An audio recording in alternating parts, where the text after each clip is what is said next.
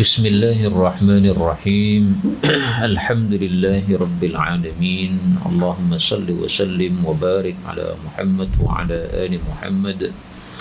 Allahumma anfa'na bima 'allamtana wa 'allimna ma yanfa'una wa zidna ilma wa barik lana fi ilmina warzuqna al-ikhlasa fil qawli wal 'amali kamila wa 'ilman nafi'an la yunsa wa tawfiqan daima وصحة ويقينا وعافية. اللهم افتح لنا كل خير ويسر لنا كل أمور. اللهم انصر المجاهدين وارحم المستضعفين ودمر أعداء الدين واطمس على أموالهم آمين يا رب العالمين.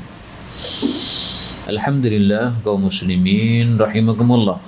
Kita lanjutkan pengajian kitab Riyadhus Shalihin karya Al-Imam Az-Zahid An-Nawawi rahimahullahu ta'ala. Dan kita masih membahas tentang Al-Manahi, larangan-larangan. Dan kita sudah sampai pada bab 351. Faqala al-muallif rahimahullah, babun nahi, bab larangan anit taghawuti, dari buang hajat fi tariqin nasi, di jalurnya manusia, wa dhillihim, dan naungan mereka, wa mawaridil ma'i, dan tempat-tempat datangnya air, maksudnya tempat-tempat air yang didatangi manusia, wa nahwiha, dan sejenisnya. Qala Allah Ta'ala, berkata Allah Ta'ala, walladzina yudhuna al-mu'minina wal-mu'minati bighairi maktasabu faqad ihtamalu buhtanan wa ithman mubina. Dan orang-orang yang mengganggu kaum mukminin laki-laki maupun kaum mukminat dengan sesuatu yang tidak mereka lakukan. Maksudnya apa? Maksudnya menuduh. Jadi menuduh kaum mukmin atau mukminah dengan sesuatu yang kaum mukmin ini tidak melakukan. Maka sungguh mereka sudah memikul suatu kedustaan yang besar dan dosa yang nyata. Buhtan itu bukan hanya dusta, tapi kedustaan yang besar, karena diambil dari kata-kata buhita yang artinya bingung.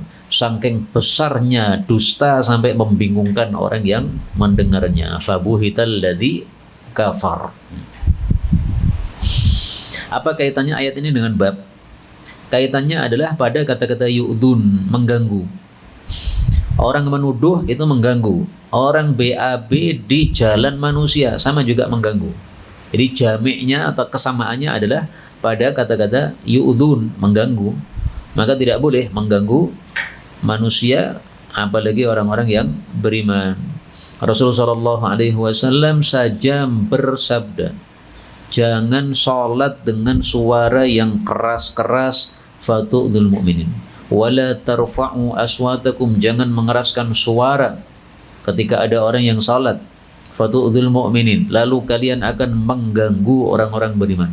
Nah, jadi mengganggu ini tidak hanya dalam bentuk tuduhan saja, tidak hanya dalam bentuk fisik seperti tai dan sebagainya tadi, tapi juga ucapan pun juga bisa mengganggu orang-orang beriman, dilarang oleh baginda Rasulullah sallallahu alaihi wasallam. Hadis pertama 1771, an Abi Hurairah radhiyallahu anhu anna Rasulullah sallallahu alaihi wasallam qala, ittaqu, waspadailah oleh kalian al-la'inaini, dua penyebab laknat. Qalu, mereka bertanya, wa mal la'inani, apa itu dua penyebab laknat? Qala, beliau bersabda, alladzi, orang yang yatakhalla, buang hajat, fi tariqin nasi, pada jalurnya manusia, au fi dhillihim, atau pada naungan mereka. Hadis ini menunjukkan dua hal. Yang pertama, bahwasanya buang hajat di jalur manusia atau naungan mereka termasuk dosa besar, karena menyebabkan boleh untuk didoakan laknat. Dan dosa-dosa yang diancam dengan laknat, dengan murka, dengan neraka, dengan hukuman had, itu adalah dosa-dosa besar. Yang kedua, menunjukkan bahwasanya boleh mendoakan laknat bagi orang-orang yang melakukan perbuatan ini, karena Nabi SAW menyebutnya sebagai perkara yang menyebabkan laknat dan beliau tidak mengingkari. Berarti menunjukkan bolehnya hal tersebut. Bahkan Rasulullah sendiri pernah mendoakan laknat kepada makhluk yang mengganggu beliau ketika sedang salat. Apa itu? Kalajengking. La'anallahul aqrab. Semoga Allah laknati kalajengking. Ma tada'ul musalli wa ghairul musalli. Dia tidak membiarkan orang salat maupun yang tidak salat, semuanya disengat. Uqtuluha fil hilli wal haram. Bunuh kalajengking di tanah halal maupun tanah haram. Padahal di tanah haram asalnya tidak boleh membunuh binatang-binatang yang ada di sana. Tapi untuk binatang-binatang yang mengganggu ini oleh Nabi disuruh untuk dibunuh. Gak peduli tanah haram, semuanya dibunuh. Nah, ini mirip dengan ini, pengganggu didoakan laknat oleh Rasulullah Sallallahu Alaihi Wasallam. Maka melaknati orang-orang yang melakukan penggangguan dengan gangguan besar seperti ini pun juga dibolehkan oleh Rasulullah Sallallahu Alaihi Wasallam. Kita lanjutkan bab berikutnya 352, babun nahyi, bab larangan, anil bauli, dari kencing, wa nahwihi, dan sejenisnya kencing, fil ma'ir raqidi, pada air yang diam. Diam alias tidak mengalir. Raqid pakai kaf, kalau raqid pakai qaf artinya tidur. Ada kaidah mengatakan setiap ada dua kata yang kemiripannya lebih banyak daripada perbedaannya, berarti ada kesamaan makna. Nah, ini salah satu contohnya. Raqid kaf dengan raqid qaf. Ini yang beda cuma kaf sama qaf. Tetapi yang sama lebih banyak, yaitu ra sama dal. Nah, maka artinya mirip. Air yang tidak mengalir raqid. Orang tidur raqid, sama-sama diam. Orang tidur nggak bicara, orang tidur nggak bergerak kecuali sebentar-sebentar. Maka ini contoh-contoh seperti ini kalau dikumpulkan bisa jadi satu buku, ya, yaitu kata-kata yang miripnya lebih banyak daripada perbedaannya sehingga maknanya sama. 1772, wa an Jabir radhiyallahu anhu anna Rasulullah sallallahu alaihi wasallam naha, melarang, ayyubala, bahwasanya dikencingi, fil ma'ir raqidi, pada air yang diam alias tidak mengalir. Rawahu Muslim. Ada dua lafal untuk hadis ini. Yang pertama raqid, yang kedua apa? Ad-daim. Daim itu yang diam, yang dama yadumu, yang selalu alias diam, tidak bergerak. Larangan itu bisa wajib, bisa makruh. Nah, di sini larangannya apa? Imam Nawawi hanya mengatakan an-nahyi.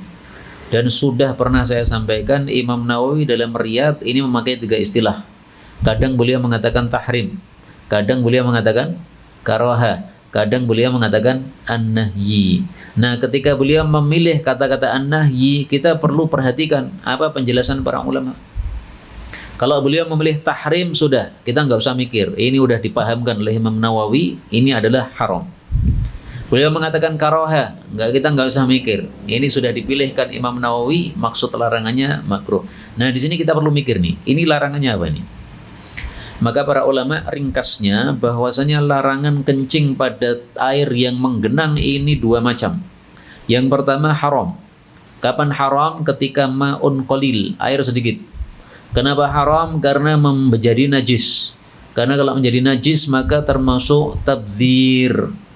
Air yang asalnya suci kita kencingi jadi najis sehingga menjadi mubadzir, harus dibuang. Sementara Allah mengatakan wala tubadzir tabdzira innal mubadzirina kanu ikhwana syayatin. Nah, maka haram. Yang kedua hukumnya adalah makruh. Kapan itu? Ma'un katsir. Air yang banyak. Nah, sekarang pertanyaannya, antara sedikit dengan banyak batasnya berapa liter? 200 liter, itulah makna dua kullah. Jadi satu kullah itu 100 liter, dua kullah 200 liter. Ini hukumnya hanya makruh. Kenapa makruh? Karena tidak menjadi najis dengan sebab dikencingi. Terus kenapa makruh? Karena yastaqdiruhun nas. Orang-orang jadi jijik kepada air tersebut. Misalnya kamu sedang renang di kolam renang. di Tirtomoyo misalnya. Nah, airnya kan banyak itu, 200 liter lebih. Ada orang renang di situ, kemudian antum bilang, "Pak, saya kencing di sini, Pak." Nah, dia pasti marah-marah. Orang ngajar kamu. Lo nggak apa-apa, Pak. Ini nggak najis, Pak. Ini airnya ma'un katsir. Iya, nggak najis, tapi bikin jijik orang. Karena dia renang, airnya masuk ke mulutnya, airnya mengenai wajahnya, sementara sudah di PPC. Nah, ini menyebabkan jijiknya orang. Inilah sebabnya menjadi makruh. Nah, itu ringkasnya. Meskipun ada khilafiyat banyak panjang, tapi kita ambil ringkasannya saja. Ada yang haram, ada yang makruh. Kita lanjutkan 353. Babu karahati, bab makruh tafdilil walid, melebihkannya seorang bapak ba'da auladihi, kepada sebagian anak-anaknya, ala ba'din, atas sebagian yang lain, fil hibati, dalam bab pemberian. Di sini Imam Nawawi mengatakan karahah makruh, tapi ini adalah masalah khilafiyah. Jadi masalahnya apa? Apa hukmul adli fil hibati bainal aulad? Apa hukumnya adil di dalam pemberian kepada anak-anak? Apakah wajib ataukah sunnah? Menurut al-jumhur sunnah. Makanya Imam Nawawi mengatakan tidak adil itu hanya makruh. Maka berarti Imam Nawawi di sini sesuai dengan mazhab jumhur. Pendapat yang kedua, hukumnya adalah wajib. Kalau kita mengikuti pendapat yang mengatakan wajib, berarti tidak adil, hukumnya adalah haram. Saya ikut pendapat yang mengatakan haram. Maka untuk bab ini saya enggak mengikuti, beliau mengatakan makruh, saya mengikuti pendapat yang mengatakan babu tahrimi, bab haramnya seorang bapak melebihkan sebagian anaknya atas sebagian yang lain dalam bab pemberian. Haram, gak boleh. Nah, sekarang mari kita lihat dalil. Kenapa ada yang mengatakan haram? Mari kita lihat dalil. 1773. Dari Nu'man bin Bashir radhiyallahu anhuma, anna abahu, bahwasanya bapaknya yaitu Bashir, atabihi, datang bersama Nu'man kepada Rasulullah sallallahu alaihi wasallam. Faqala, bapak ini mengatakan, ini sesungguhnya saya, nahaltu, saya berikan, ibni hadza, anakku ini, yaitu si Nu'man. Diberikan apa? Gulaman, seorang budak laki-laki, kanali, adalah milik saya. Faqala Rasulullah sallallahu alaihi wasallam, akulla, apakah setiap waladika, anakmu, nahaltahu, kamu berikan kepadanya, mithla hadza, semisal ini? Faqala, maka Bashir mengatakan, la, tidak, ini Nu'man saja yang saya kasih, karena ini anak kesayangannya. Faqala Rasulullah sallallahu alaihi wasallam, fa'arji'hu, maka kembalikanlah pemberian itu. Jadi Nabi tidak mau jadi saksi. Wa fi riwayatin faqala Rasulullah sallallahu alaihi wasallam, afa'alta, apakah kamu melakukan hadza, pemberian ini, biwaladika kullihim, dengan anakmu semuanya? Qala, dia mengatakan, la, tidak. Qala, beliau bersabda, ittaqullah, takwalah kepada Allah, wa'dilu, dan adillah, fi auladikum, dalam anak-anak kalian, yaitu dalam bab memberikan kepada mereka. Faraja'a abi, maka kembalilah bapakku Bashir, faraddatil kasadaqah, lalu dia mengembalikan sedekah tersebut, alias membatalkan sedekah tersebut. Wa fi riwayatin faqala Rasulullah sallallahu alaihi wasallam, ya Bashir, wahai Bashir, alaka waladun siwa hadha, apakah bagimu ada anak selain Nu'man? Qala, dia mengatakan, na'am, ya. Qala, akul lahum, apakah setiap mereka, wahabta lahu, kamu berikan kepadanya, mithla hadha, semisal ini? Qala, la, dia mengatakan tidak. Qala, beliau bersabda, fala tushhidni idzan, maka jangan engkau persaksikan kepada saya kalau begitu. Fa inni la asyhadu ala jawr, maka sesungguhnya saya tidak bersaksi atas kezaliman. Wa fi riwayatin, dalam riwayat yang lain, la tushhidni, kamu jangan persaksikan saya, ala jaurin, atas kezaliman. Nah, sampai di sini saya cukupkan dulu. Kemudian kalimat terakhir ini nanti kita tunda pembacaannya setelah kita ambil pelajaran dari hadis ini.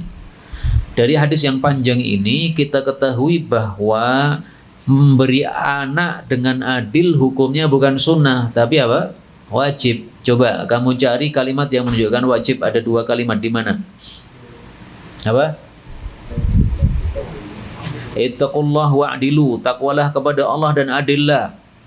Berarti kalau tidak adil tidak takwa. Apa hukumnya takwa? Wajib. Karena takwa menyebabkan atau kunci masuk ke dalam surga. Nah, berarti adil ini wajib. Dan ini adil ini adalah perintah, sementara kaidah mengatakan aslu fil amri lil wujubi, berarti wajib. Kalimat yang kedua yang mana menunjukkan wajib? Ala jaurin, atas kedoliman.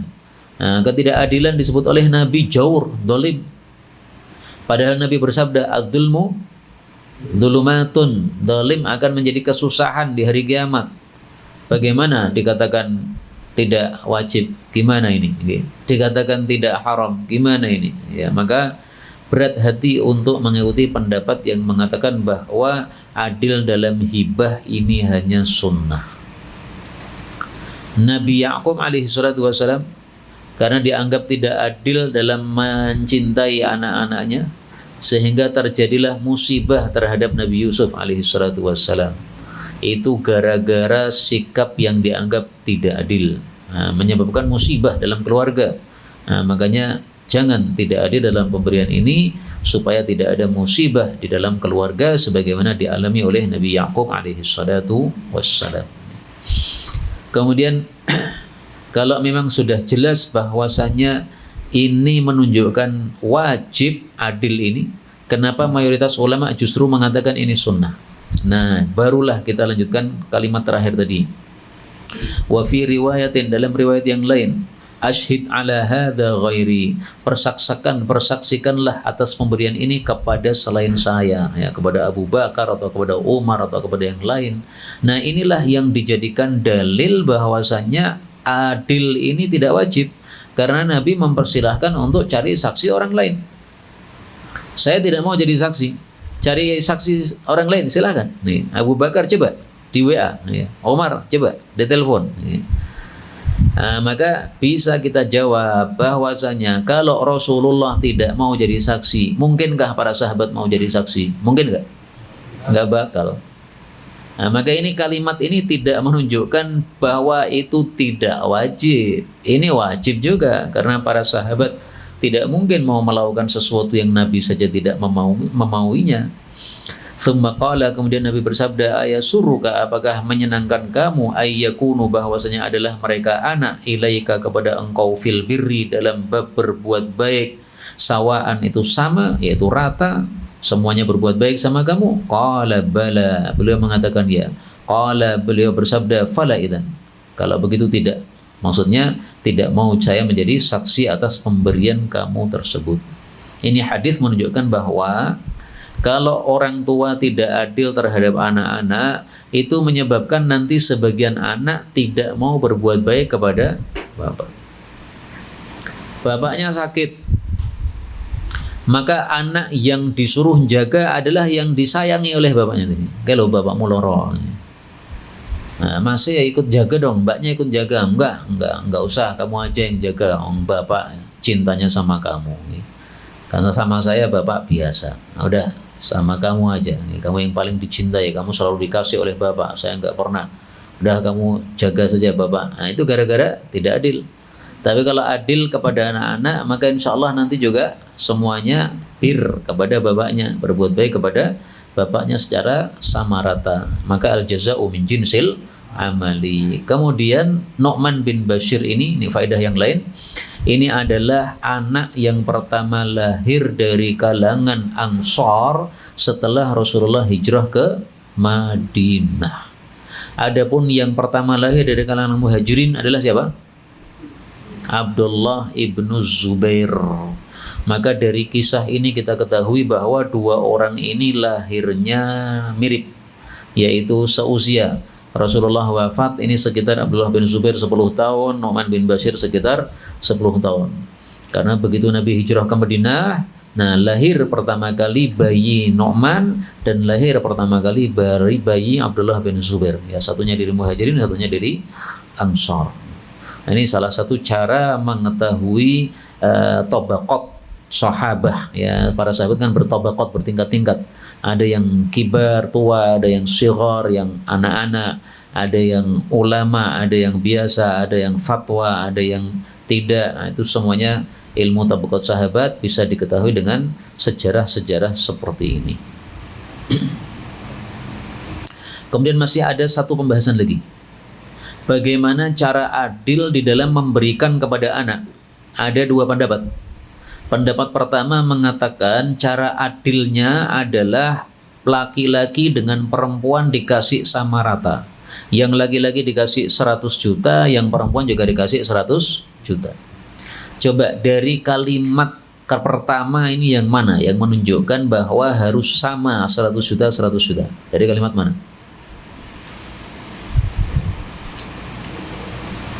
Apa? Mithla, ya. Akulla waladika nahadahu mithla. Nah, mithla itu semisal persis. Semisal persis berarti laki-laki perempuan sama. Ini pendapat yang pertama, ya. Bahwasanya al-adlu fil hibati an yusawwa baina dzakari wal untha. Disamakan antara laki dengan perempuan. Pendapat yang kedua, bahwasanya ayyu'ta adz-dzakar mithlu hadzil unthayain. Yang cowok dikasih double dari yang cewek. Kenapa? Karena Allah ketika membagi warisan, Allah ngasih cowok 2 kali lipat daripada cewek. Berarti itulah keadilan yang hakiki. Karena langsung cara Allah seperti itu.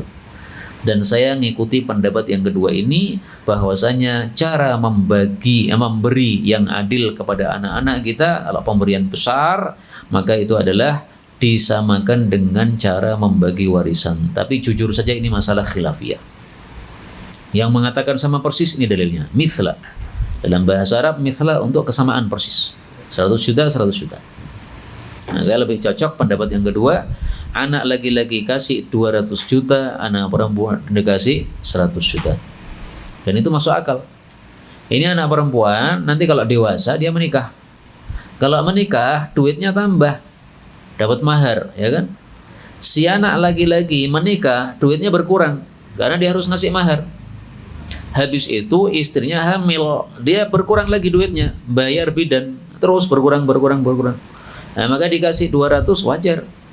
Yang perempuan kasih 100 saja. Karena nanti nambah-nambah sendiri duitnya, insyaallah ta'ala. Nah, maka sudah adil seperti ini, ya, pemberian laki-laki lebih banyak daripada perempuan. Wallahu a'lam bishawab. Maka ringkasnya ada 2 khilafiyah dalam hadis ini. 1 khilafiyah apa hukum adil dalam pemberian. 2 khilafiyah apa cara adil di dalam pemberian. Hukumnya apa dan caranya bagaimana. Berikutnya 354, babu tahrimi, bab diharamkannya ihdadil mar'ati, bergabungnya seorang perempuan ala mayyitin, atas seorang mayit, fauqa thalathati ayyamin, di atas 3 hari, illa ala zawjiha, kecuali atas suaminya. Kalau suaminya mati, maka bergabungnya adalah arba'ata ashhurin, 4 bulan, wa asyrati ayyamin, plus 10 hari. Berkabung itu apa? Berkabung itu definisinya adalah tarku az-zinati, meninggalkan berhias, wat-tibi, dan parfum. Nah, maka tidak boleh ketika ada kematian seseorang, kemudian perempuan ini meninggalkan berhias, meninggalkan parfum, terus saja parfum dalam rumah, ya, karena nggak boleh parfum keluar rumah untuk perempuan. Kecuali kalau suaminya yang mati, maka dia boleh melakukan itu, maka dia wajib melakukan itu selama 4 bulan 10 hari. Tapi kalau selain suami, maka hanya boleh selama 3 hari saja meninggalkan berhias dan parfum ini. Jadi bisa diringkas, ya, bahwasanya hukum ihdad itu ada 2. 1 adalah mubah, boleh. Kapan mubah? Ketika yang mati ghairu zauji, selain suami. Berapa lama? Waktunya hanya 3 hari. Yang kedua, hukum ihdad adalah wajib. Kapan wajib? Ketika yang mati adalah az-zauj, suami. Wajib berapa lama? 4,10. 4 bulan 10 hari. Jadi hukum yang pertama mubah. Bapak mati, apakah seorang anak perempuan wajib ihdad? Tidak. Ihdad boleh, tidak boleh. Bapakmu mati kok kamu berhias cantik banget nih. Ya, karena saya berhias untuk suami saya. Jadi bapaknya mati, tadi pagi nguburkan jenazah bapaknya, malamnya hubungan suami istri. Boleh, nggak ada masalah, nggak ada larangan. Ini gimana bapakmu barusan mati malah kamu berhias untuk suami? Memang nggak wajib melakukan ihdad itu. Ihdad berkabung ini nggak wajib, hanya mubah saja. Kapan wajib? Kalau suami. Nah, ini hukumnya ringkasnya. Ya, ada yang mubah, ada yang wajib. Sekarang kita baca hadisnya 1774. Wa an Zainab binti Abi Salamah radhiyallahu anhuma qalat dakhaltu, saya masuk ala Ummi Habibah, kepada Ummi Habibah zaujin Nabi sallallahu alaihi wasallam. Hina, ketika tufiya wafat abuha, bapaknya yang bernama Abu Sufyan ibnu Harbin radhiyallahu anhu. Fada'at, maka dia meminta bitibin parfum, fihi, di dalamnya ada sufratu, kuning-kuning, khaluqin, minyak wangi khaluq. Minyak wangi khaluq itu adalah minyak wangi yang campurannya lebih banyak za'faran daripada yang lain. Jadi khaluq minyak wangi campuran, tapi za'farannya lebih banyak. Makanya ada sufrah. Ada warna kuning, itu adalah warnanya za'faran. Au ghairihi, atau selain khaluq. Fadahanat, lalu dia berparfum, minhu darinya. Fadahanat, lalu dia memarfumi, minhu darinya, jariyatan, kepada anak kecil. Jadi mungkin dia punya cucu di dalam rumahnya. Anak kecil kemudian dikasih parfum tadi. Thumma, kemudian masad, dia menyentuh bi'aridaiha, untuk kedua pelipisnya. Jadi setelah dia memarfumi anak kecil, lalu dia memarfumi dirinya sendiri. Thumma qalat, kemudian dia mengatakan, wallahi, demi Allah, mali bittibi min hajah, saya tidak memiliki hajah kepada parfum, tidak punya perlu kepada parfum. Ghaira anni sami'tu Rasulullah sallallahu alaihi wasallam yaqul, hanya saja saya mendengar Rasul sallallahu alaihi wasallam bersabda alal mimbar, di atas mimbar, la yahillu limra'atin, tidak halal bagi seorang perempuan, tu'minu billahi wal yaumil akhir, yang iman kepada Allah dan hari akhir, an tuhidda ala mayyitin, untuk berkabung atas seorang mayit, fauqa thalathi layalin, di atas 3 malam, illa ala zaujin, kecuali kepada suami, maka hukumnya adalah wajib selama 4 ashhurin wa ashra, 4 bulan 10 hari. Nah, inilah contoh bagaimana bergabungnya istri Nabi Shallallahu Alaihi Wasallam yang bernama siapa? Ummu Habibah. Ummu Habibah namanya Ramlah, kakaknya Muawiyah radhiyallahu anha. Dan Ummu Habibah ini satu-satunya istri Nabi yang maharnya paling mahal, yaitu 4.000. Sementara rata-rata maharnya tidak sampai itu, yaitu 400. Nah, kalau beliau maharnya 10 kali lipat, 4.000. Kenapa? Karena dia dimaharkan oleh Najasyi. Karena Ummu Habibah ini masih berada di Ethiopia ketika kehilangan suami, akhirnya oleh Najasyi dikawinkan dengan Nabi jarak jauh, ya, karena Nabi masih di Madinah, Ummu Habibah masih di Habasyah, dan dimaharkan oleh Raja Ethiopia tadi dengan mahar berapa? Mahar 4.000. Banyak sekali. Baik, apakah ada kasus lain selain Ummu Habibah? Ada. Qalat Zainab, berkata Zainab, "Tsumma dakhaltu ala Zainab binti Jahash." Lalu saya masuk kepada istri Nabi yang lain, namanya Zainab binti Jahash. Hina tufiya akhuha, ketika wafat saudara laki-lakinya. Fada'at bitibin, sama, dia minta parfum. Famassat minhu, lalu dia menyentuh darinya, maksudnya memakai. Thumma qalat, kemudian Zainab mengatakan, ama wallah, ketahuilah demi Allah, mali bitib min hajah, saya tidak butuh kepada parfum. Kenapa enggak butuh? Oh, dia sudah tidak punya suami, sehingga tidak perlu parfum. Mau berdandan untuk siapa? Ya, Rasulullah udah wafat lama. Ghaira anni, hanya saja saya ini sami'tu Rasulullah sallallahu alaihi wasallam yaqulu 'alal mimbar, sama ya. Nabi bersabda di atas mimbar. Nah, berarti pas Nabi khutbah itu dua istri Nabi ini sama-sama hadir tampaknya sehingga mendengar langsung. La yahillu limra'atin tu'minu billahi wal yawmil akhir an tuhidda 'ala mayyitin fawqa thalathin illa 'ala zawjin arba'ata ashhurin wa 'ashra. Untuk selain suami maka hanya boleh 3 hari.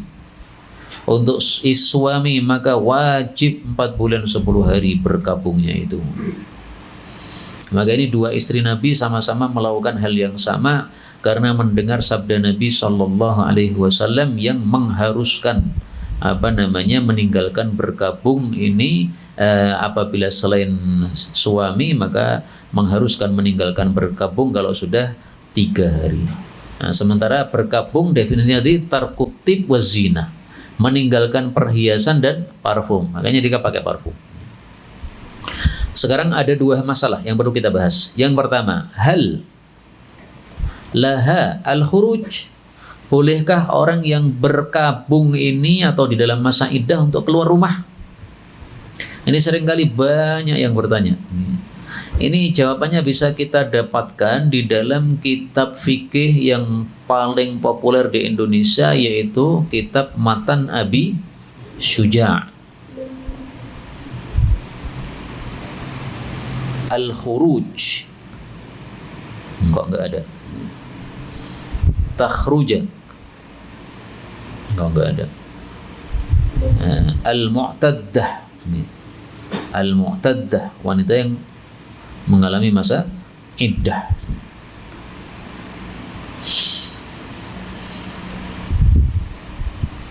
Ini wa 'alal mutawaffa anha zawjuha, dan atas orang yang ditinggal mati suami, wal mabtuta, demikian juga yang sudah ditalak 3, mulazamatul baiti, melazimi rumah, berarti enggak boleh keluar, illa lihaja, kecuali untuk hajat.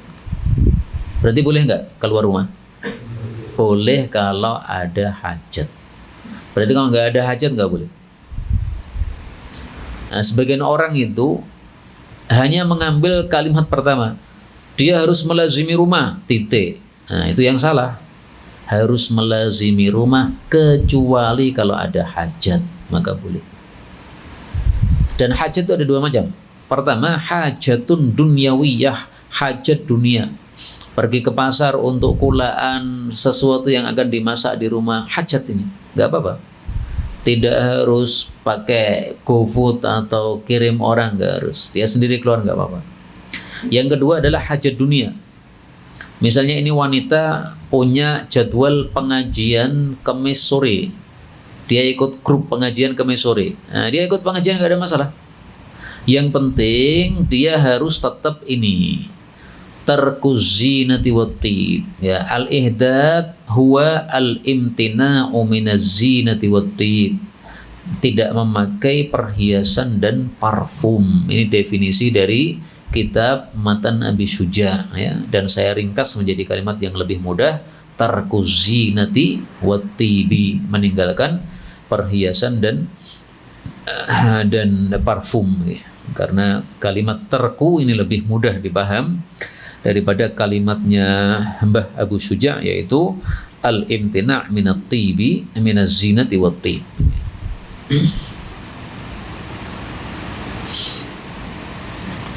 Apa dalilnya?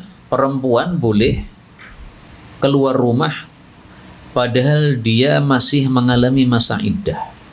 Apa dalilnya? Kalau tadi beliau mengatakan boleh, ya, maka apa dalilnya? Mari kita tampilkan dalilnya.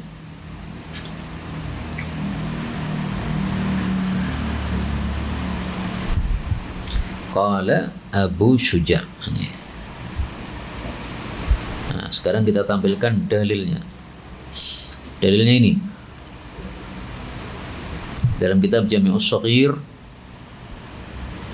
tulis Nakhlaki, ukhruji, silahkan keluar wahai perempuan yang masih dalam masa iddah.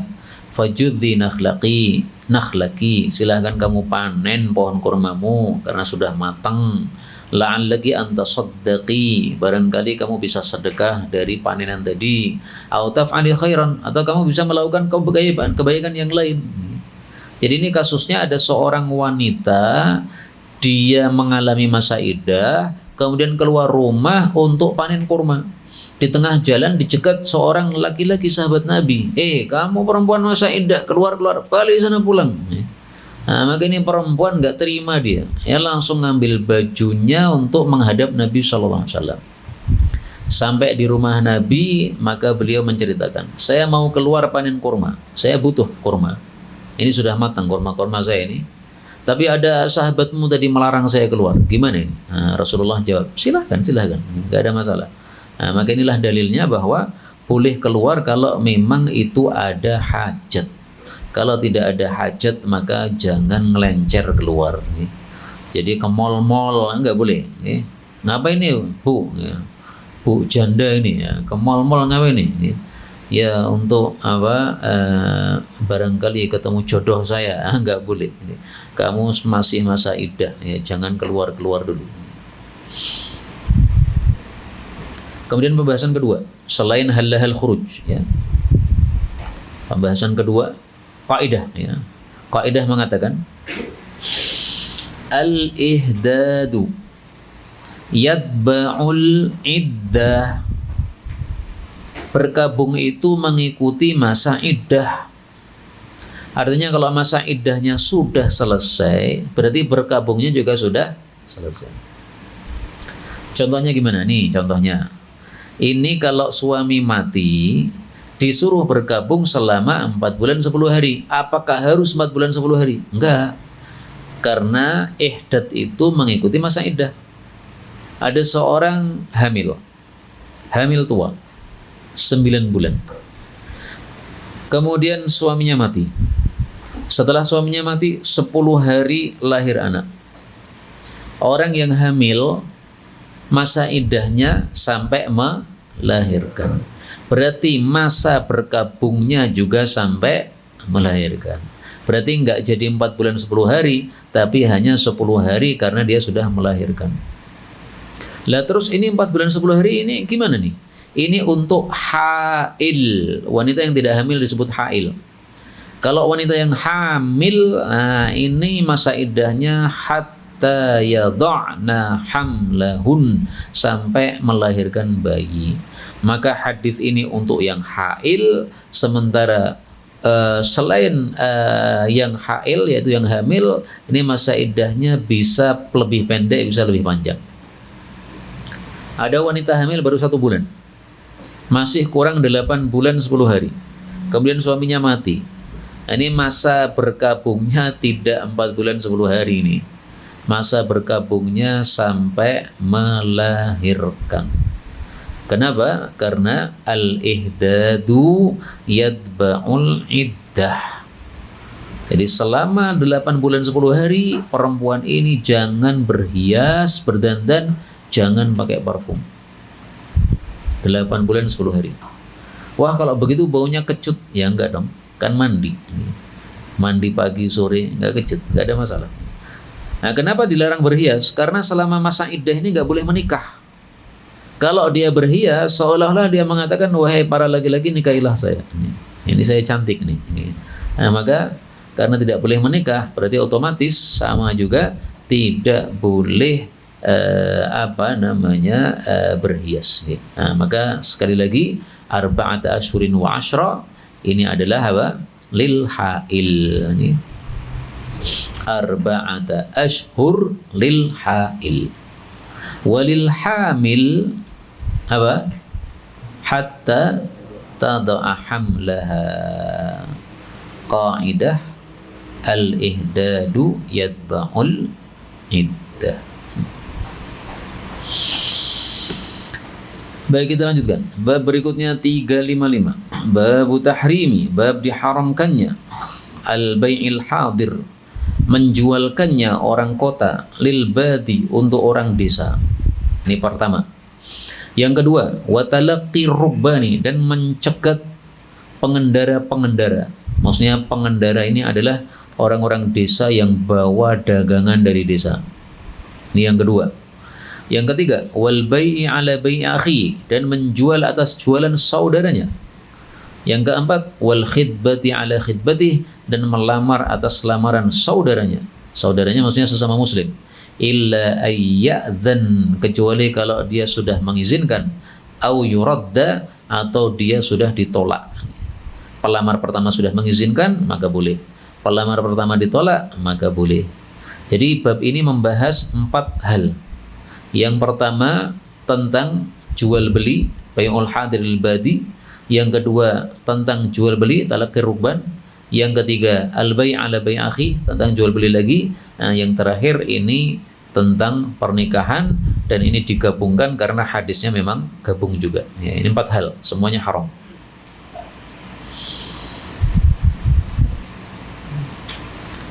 Hadis 1775, an Anas radhiyallahu anhu qala naha Rasulullah sallallahu alaihi wasallam ayyabi'a, bahwasanya menjualkan hadirun, orang kota, libadin, untuk orang desa. Wa in kana, meskipun adalah dia itu si orang desa tadi, akhahu, saudaranya, li abihi, sebapak, wa ummihi, dan seibu, yaitu saudara kandung. Hadis muttafaqun alaih. Jadi orang desa datang membawa barang desa, mau dijual di kota, karena kota itu ramai. Nah, saya sebagai saudara dia, saya mengatakan kepada saudara saya tadi, udah saya saja yang menjualkan, supaya saya dapat untung juga. Tidak hanya kamu yang dapat untung. Artinya saya sebagai orang kota ini menjadi calo untuk penjualan tersebut. Menjualkan, yaitu maksudnya apa? Menjadi calo atau perantara. Ini dilarang oleh Nabi SAW. Sekarang apa ilatnya? Kenapa dilarang? Kenapa? Sebabnya adalah al-maslahatul ammah muqaddamatun 'alal maslahatil khassah. Maslahat umum didahulukan daripada maslahat khusus. Kalau kita biarkan saudara dari desa tadi menjual sendiri tanpa calo, nanti harganya murah, sehingga yang dapat maslahat orang satu pasar. Tapi kalau kita menjadi calo dia, maka yang mendapat maslahat cuma kita. Ini namanya maslahat khusus. Nah, inilah sebabnya kenapa dilarang oleh Rasulullah sallallahu alaihi wasallam. Kenapa li'annal maslahatal ammah muqaddamah 'alal maslahatil khassah.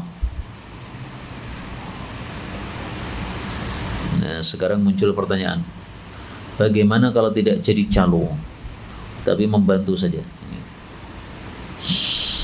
Dia mau jual, iya, saya bantu, karena kamu tidak sering ke pasar, saya khawatir kamu ditipu.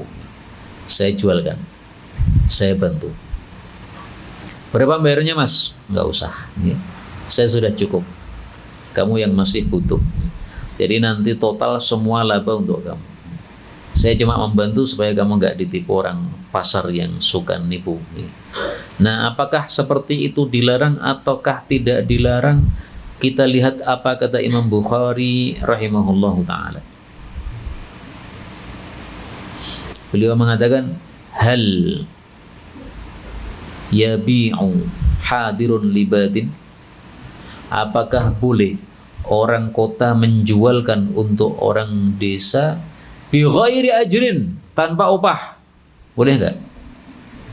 Karena tadi yang dilarang adalah menjadi apa? Calo. Calo itu pakai upah. Nah, sekarang kalau tanpa upah gimana? Wa hal yu'inu, apakah boleh dia membantu? Au yang sahu, atau bernasihat, berbuat baik kepadanya? Kemudian Imam Bukhari mengatakan, Wa qala Nabi sallallahu alaihi wasallam, Nabi sudah bersabda, apabila seseorang minta nasihat kepada saudaranya, maka hendaklah dia berikan nasihat. Nasihat itu kehendak baik. Wa rakhasa fihi Atha, dan Imam Atha membolehkan hal tersebut, yaitu menjualkan untuk orang desa tapi bi ghairi ajrin. Jadi ringkasnya menurut Imam Bukhari boleh. Kenapa? Karena la yabi'u hadirun libadin ini maksudnya menjadi calo. Sementara kalau kita hanya bantu itu bukan calo. Calo itu pakai upah. Kalau membantu ini sukarela. Sukarela itu niatannya pahala. Niatannya untuk maslahat orang lain, bukan untuk maslahat diri sendiri. Tapi Imam Bukhari mengatakan hal apakah menunjukkan bahwa di sini ada khilafiyah. Sebagian ulama berpendapat nggak boleh. Kenapa nggak boleh? Karena tetap saja al-maslahatul ammah muqaddamah alal maslahatil khassah. Kamu membantu adikmu sehingga harganya tidak begitu murah. Itu maslahat adikmu saja. Biarkan adikmu menjual harga murah tapi berkah. Orang pasar semuanya dapat manfaatnya. Adikmu dapat laba sedikit, nggak ada masalah. Nah, makanya tetap ini masalah khilafiyah, sehingga Imam Bukhari mengatakan hal apakah. Dan ini kebiasaan Imam Bukhari. Kalau ada khilafiyah, beliau tulis judul babnya hal. Sehingga babu hal ini kalau kita kumpulkan dalam Sahih Bukhari, ini bisa jadi satu kitab. Kemudian dibahas perselisihan pendapat ini. Apa saja pendapat. Nah, ini sampai ada 56 nih. Babu hal. Hal yuj'alu lin-nisa'i yaumun ala hidah bil ilm? Boleh enggak para wanita dikhususkan untuk punya majelis diajar oleh laki-laki? Babu hal yumildu minal laban? Bab apakah kalau minum susu kita hendaklah kumur-kumur setelahnya? Babu hal, banyak sekali ya, sampai 56. Saya cocok dengan pendapat Imam Bukhari, tapi juga tidak mengingkari pendapat yang pertama. Karena pendapat yang pertama dasarnya kaidah tadi ya. Sementara pendapat Imam Bukhari ini sesuai dengan penafsiran dari Ibnu Abbas hadis nomor 3. Maka kita langsung loncat dulu hadis nomor 3 ya, 1777. Dari Ibnu Abbas radhiyallahu anhuma dia mengatakan, qala Rasulullah sallallahu alaihi wasallam, la tatalaqaw rukban, kalian jangan mencegat para pengendara dari desa yang membawa dagangan. Wala yabi' hadirun libadin, dan janganlah orang kota menjualkan untuk orang desa. Faqala lahu Taus, maka Taus muridnya Ibnu Abbas bertanya kepada Ibnu Abbas, ma qauluhu la yabi' hadirun libadin? Apa maksudnya orang kota tidak boleh menjualkan untuk orang desa? Qala Ibnu Abbas mengatakan la yakunu lahu samsaron atau simsaron, tidak boleh menjadi calo untuknya, calo itu diopah. Nah, saya cocok pendapat Imam Bukhari karena tafsiran dari Ibnu Abbas seperti ini, sementara ada kaidah mengatakan apa? Apa kaidahnya? Ar-rawi adra bima rawa. Perawi lebih paham maksud hadis yang dia riwayatkan. Nah, maksudnya hadis menurut Ibnu Abbas ini kalau pakai upah calo itu pakai upah. Jadi mafhumnya adalah kalau tidak pakai upah, gak ada masalah. Karena sesuai sabda Nabi tadi, idza stansa ahadum akhfal yang sahu. Mas, saya mau jualan di pasar ini, tapi saya nggak tahu harga pasar. Saya khawatir nanti kejelungup dalam jual beli ini. Tolong saya dibantu. Oh ya, saya bantu. Nggak usah ngasih laba saya. Karena kalau ngasih laba saya, itu nanti malah saya jadi calo, sementara dilarang oleh Rasulullah sallallahu alaihi wasallam. Nah, nggak ada masalah begitu. Kalau jadi calo nggak boleh. Karena tadi maslahat umum didahulukan daripada maslahat khusus. Nah, sekarang apa sebabnya la tatalaqaw rukban? Tidak boleh mencegat pengendara dari desa. Nah, kita baca hadis kedua, 1776. Wa an Ibnu Umar radhiyallahu anhuma qala qala Rasulullah sallallahu alaihi wasallam, la tatalaqau, janganlah kalian mencegat as-sila'a, barang-barang. Maksudnya barang-barang yang dibawa dari desa.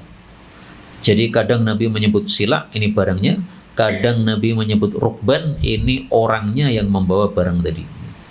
hatta sehingga yuhbata biha, diturunkan dengan barang-barang tadi, ilal aswaki, ke pasar-pasar. Artinya tidak boleh mencegat orang desa di tengah jalan sebelum sampai ke pasar untuk kita borong barang tadi sebelum sampai ke pasar, nggak boleh. Pertanyaannya, kenapa dilarang? Apa ilatnya? Ilatnya adalah karena orang desa sebelum sampai ke pasar kota, dia belum tahu harga pasar kota, sehingga sangat rentan untuk ditipu oleh pemborong ini. Pak mau ke kota? Iya. Nah, udah, daripada repot-repot ke kota, saya borong aja. Berapa ini? Jagung ini sekilo saya tawar Rp500. Nah, Rp500 dia merasa wah sudah cukup lah untuk bisa beli bibit lagi untuk nanam lagi. Padahal di kota 5.000 itu sekilo. Nah, 5.500 nih, jauh sekali. Nah, sehingga ini rentan tertipu ini.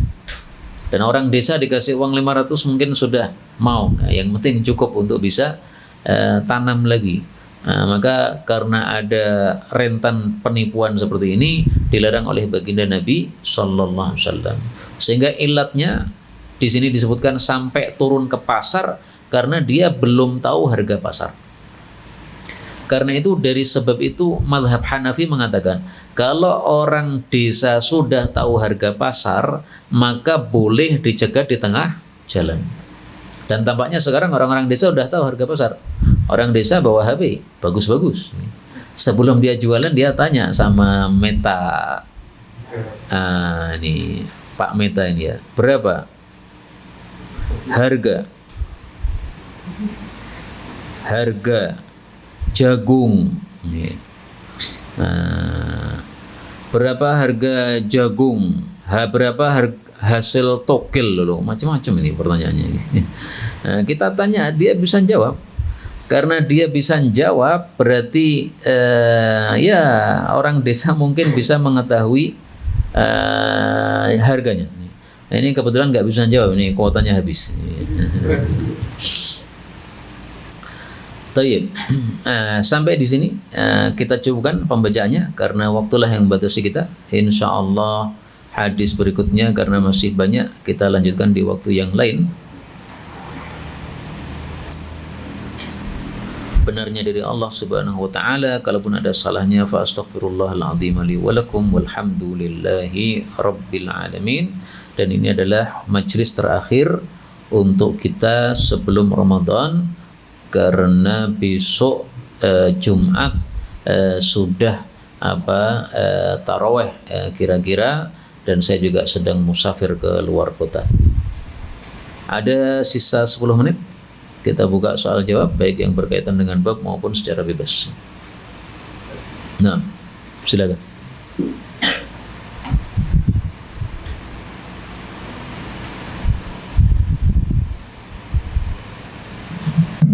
Ustaz, Afwan izin bertanya. Nah. Apa pendapat Ustaz tentang Syekh Taqiyuddin An-Nabhani atau HTI Ustaz? Syekh Taqiyuddin An-Nabhani seorang ulama dari Filistin dan beliau keturunan dari Syekh Yusuf An-Nabhani, seorang ulama yang populer. Syekh Yusuf An-Nabhani setahu saya lebih alim daripada cucunya ini, yaitu Taqiyuddin An-Nabhani.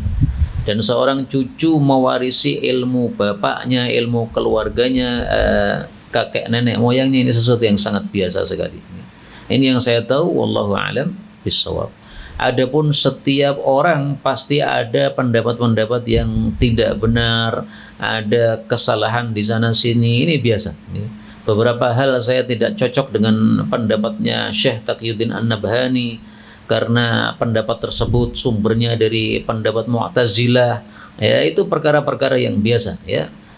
Dan saya yakin beliau tidak bersengaja untuk menyalahi dalil yang sahih dari Rasulullah Sallallahu Alaihi Wasallam. Itu secara umum seperti itu. Jadi beliau seorang ulama, adapun kalau ada kesalahan biasa, nggak ada masalah. Namanya manusia pasti ada kesalahan. Fadal. Nah, banyak sekali ini kita batasi ya, 10 menit. Nah, fadal. Silakan. Urut aja yang dekat dulu. Nah.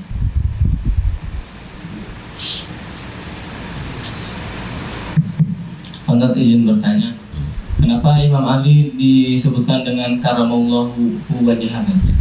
Karramallahu wajhah, semoga Allah memuliakan wajahnya Sayyidina Ali, karena dia tidak pernah sujud kepada berhala sebagaimana sahabat-sahabat Nabi yang lain, misalnya Sayyidina Umar dan yang lain-lain. Dan boleh kita mengatakan karramallahu wajhah, yang penting jangan dikhususkan. Bahkan di Sunan Abu Dawud ini ada Fatimah karramallahu wajhaha 5217. Di Sunan Nasa'i ini paling banyak karramallahu wajhaha untuk Sayyidina Ali, sampai ada berapa ini? 1, 2, 3, 4, 5. 5 kali Imam Nasa'i menyebutkan an aliyin karramallahu wajhah, ya. Jadi ini bukan kekhususan orang-orang Syiah. Orang-orang Syiah memang mengkhususkan karramallahu wajhah untuk Ali. Tapi kalau kita tidak mengkhususkan untuk Ali, ya, tapi siapapun yang tidak pernah sujud kepada berhala seperti Fatimah, seperti Abu Bakar As-Siddiq, maka semuanya karramallahu wajhah. Silakan yang lain. Nah, yang dekat dulu, nanti urut, ya. Fadhal.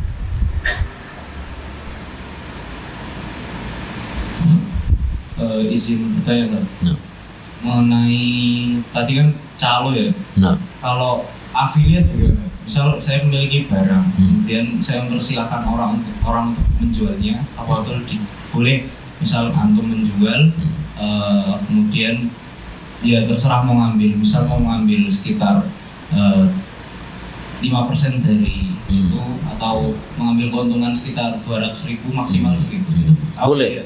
Boleh, itu wakil namanya, ya. Jadi boleh, wakalah boleh. Nah, silahkan yang lain. Nah, urut saja yang dekat.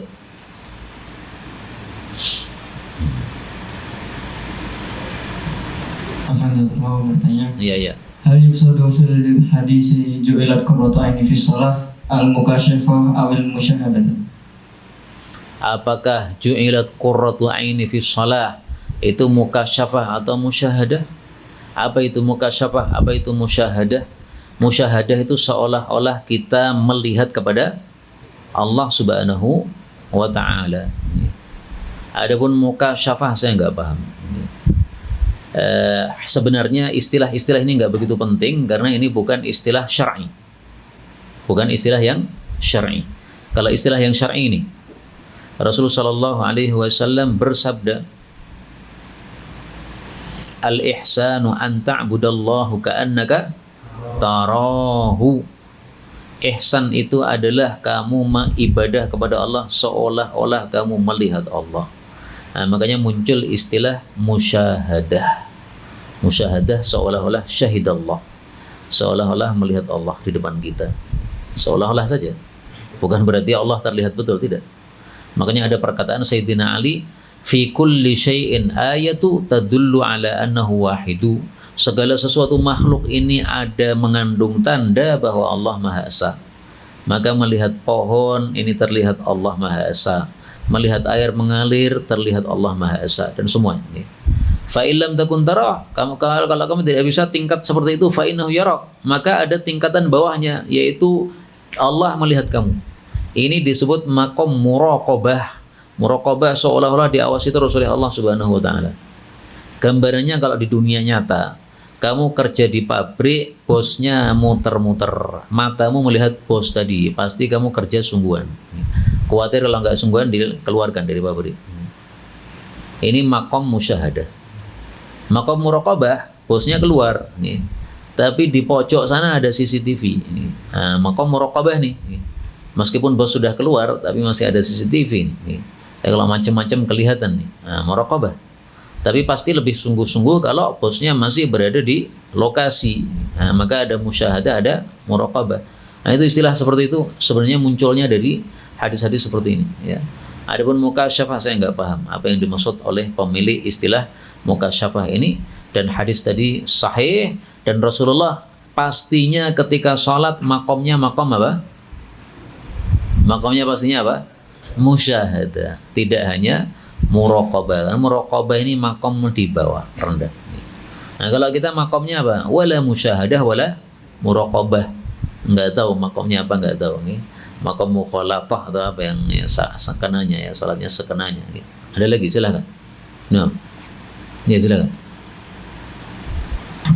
Tadi izin bertanya tadi. Ya. Di dalam kitab Al-Ahkam As-Sultaniyah di sana disebutkan apabila imamah itu kewajiban imamah udah tetap, terus ada fardu kifayah, yang fardu kifayah itu nggak ada orang yang melaksanakannya tadi.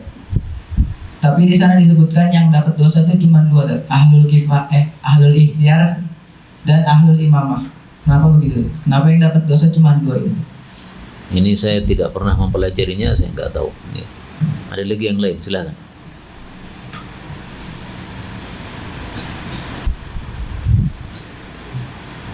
Cukup? Kalau cukup kita cukupkan sampai di sini. Wallahu a'lam bishawab. Walhamdulillahi rabbil alamin. Subhanakallahumma rabbana bihamdika asyhadu an la ilaha illa anta astaghfiruka wa atubu ilaik.